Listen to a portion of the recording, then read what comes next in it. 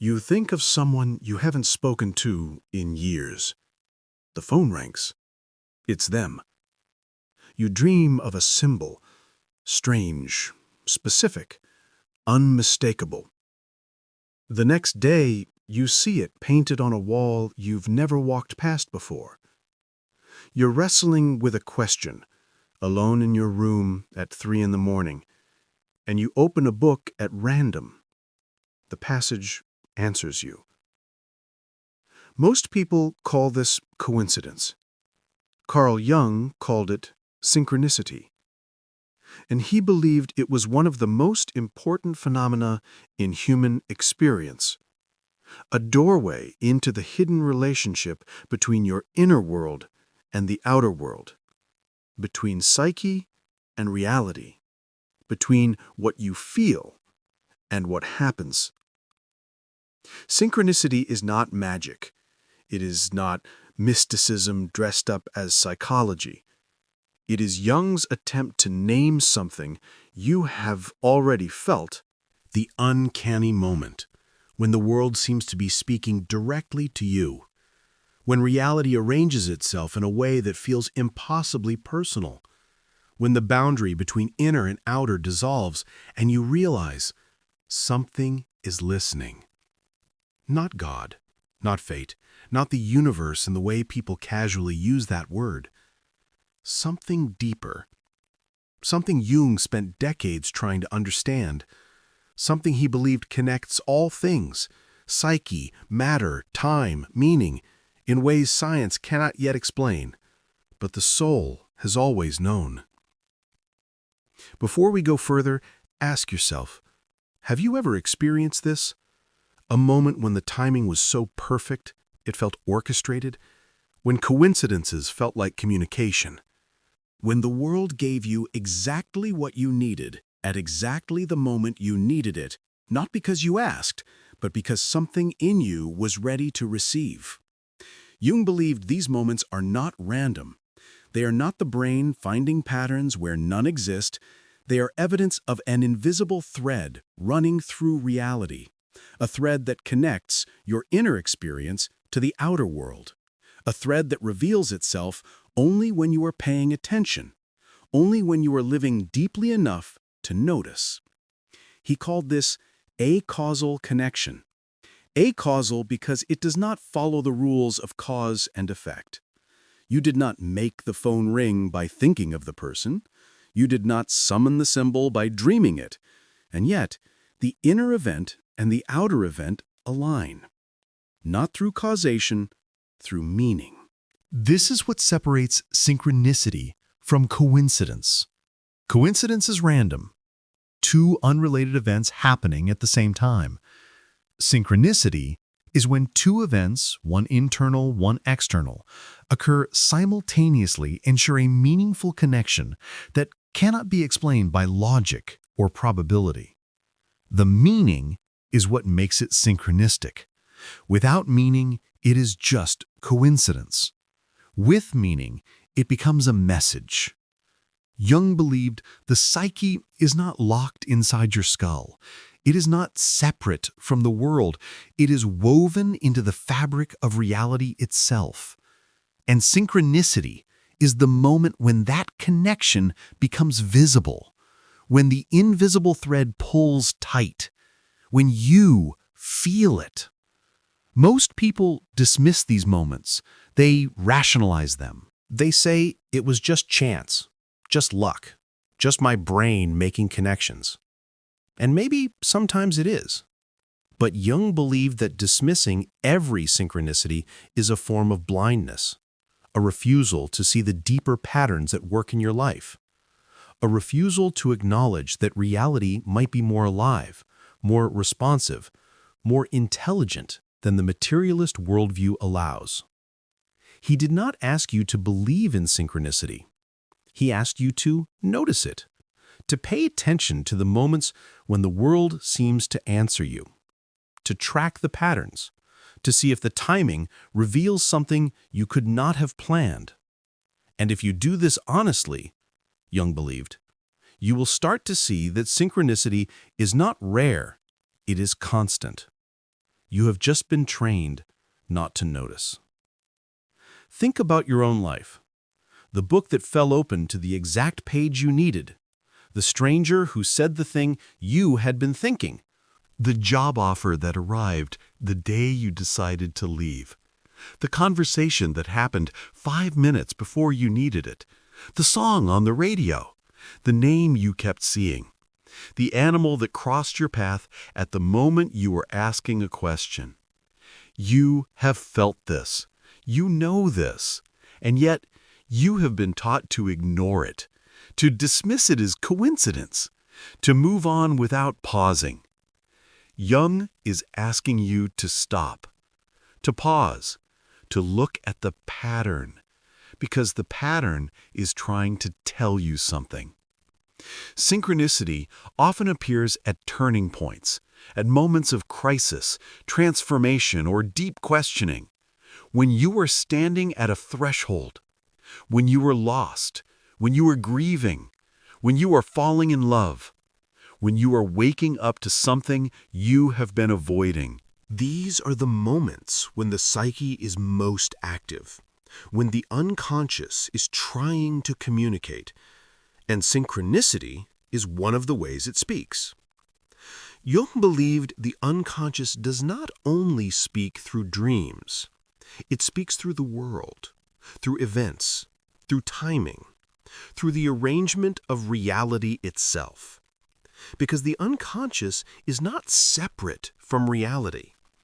It is part of the same underlying order, the same deep structure.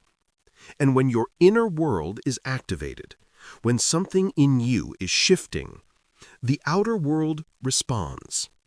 Not because you are controlling it, but because you are part of it. Because psyche and world are not separate. They are two expressions of the same underlying reality. Jung called this the unus munus, the one world, the unified reality beneath the surface, the place where inner and outer, psyche and matter, subjective and objective, are not divided, but interwoven. Synchronicity is the evidence of this unity. The moment when you glimpse the unus mundus, when you see that your inner life and your outer life are not separate stories. They are the same story told in two languages. In synchronicity is the translation. Jung came to this understanding slowly. He was trained as a scientist. He valued empiricism, logic, evidence, and for years he tried to fit his observations into the framework of causality. But the more he studied the psyche, the more he encountered phenomena that causality could not explain. Dreams that predicted events, symbols that appeared in the world after appearing in the unconscious, patients whose inner transformations coincided with outer changes they could not have caused. He began to collect these observations, to track them, to see if there was a pattern. And what he found was this. Synchronicity increases during periods of psychic intensity. When the unconscious is activated, when archetypes are constellated, when someone is undergoing individuation, the process of becoming whole, of integrating the unconscious, of aligning with the self.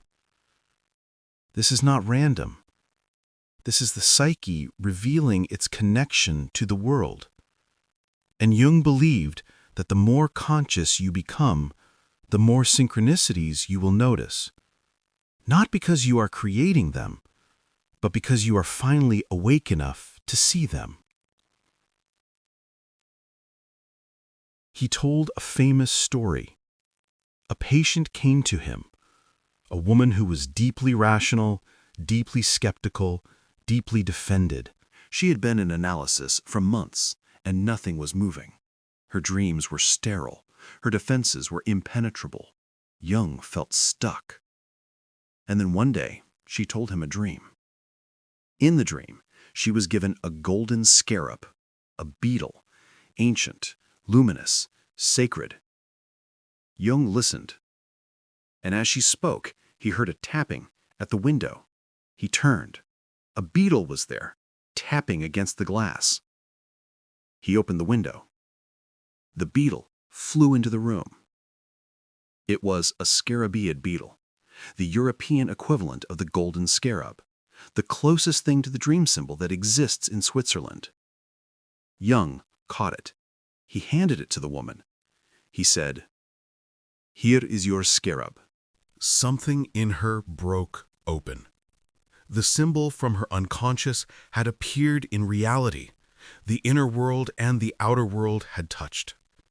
And in that moment, her resistance collapsed. She could no longer deny that something deeper was at work, something that connected her psyche to the world in ways she could not explain. And from that moment, her analysis moved forward. Jung did not orchestrate this. He did not plan it. He simply noticed it. And he understood that the beetle's appearance was not random. It was synchronistic. It was the unconscious speaking through the world. It was the psyche reaching across the threshold of inner and outer to deliver a message she could not ignore. This is what synchronicity does. It breaks the spell of materialism. It cracks open the assumption that mind and matter are separate. It reveals that meaning is not something you project onto a random world. Meaning is woven into the fabric of reality itself. And when you are aligned with the deeper layers of the psyche, when you're living from the self, not the ego, the world responds. Not because you are special, but because you are finally participating, finally paying attention, finally living in relationship with the unconscious instead of against it.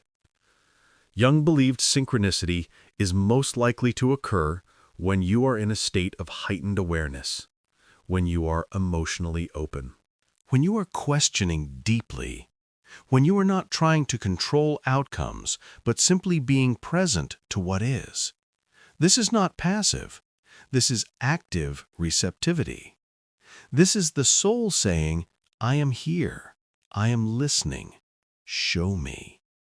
And when you live this way, the world begins to speak, not in words, in symbols, in timing, in arrangement, in the uncanny alignment of inner need and outer event. You dream of water, and the next day someone offers you a job by the ocean. You think of your father, and a song he loved plays in the coffee shop. You ask a question in your journal, and the answer appears in a conversation you overhear. You feel a pull toward a certain street, and you meet someone who changes your life. These are not accidents. These are synchronicities, and they are happening all the time. You have just been taught to ignore them, to call them coincidences, to move past them without pausing. Jung is asking you to stop, to notice, to write them down, to see if they form a pattern, because the pattern is your life trying to speak to you. Synchronicity does not happen to prove something. It happens to guide you, to confirm you, to remind you that you are not separate from the world, to show you that the psyche is not locked inside your head. It is alive in the world, moving through events, speaking through symbols, orchestrating moments that feel like grace. And yet, Jung was careful. He did not say every coincidence is synchronistic. He did not say you should read meaning into everything. He said pay attention to the moments that feel charged, the moments that stop you, the moments that give you chills, the moments where the timing is so perfect it feels impossible. These are the moments where synchronicity is most likely. And even then, he said, hold it lightly. Do not cling to it. Do not turn it into superstition. Do not make it a system. Synchronicity is a gift, not a method. It is the world speaking to you in its own language. And the language is not always clear. Sometimes you will not understand the meaning until years later. Sometimes you will never understand it. And that is okay. The point is not to control it. The point is to notice it, to honor it, to let it deepen your sense of being alive. Jung believed synchronicity reveals that the universe is not mechanical. It is not a cold, dead machine governed only by cause and effect. It is alive. It is intelligent. It is responsive. Not in the way a person is responsive, but in the way a dream is responsive, in the way a myth is responsive, in the way a symbol is responsive. It speaks in its own language, and if you learn to listen, you will hear it. This does not mean the universe is personal. It does not mean there is a deity orchestrating your life. It means there is an underlying order that connects all things, an order that is deeper than causality, an order that includes meaning, purpose, pattern, intention. Jung called this the collective unconscious, the shared psychic field that all humans participate in, the archetypal layer of reality.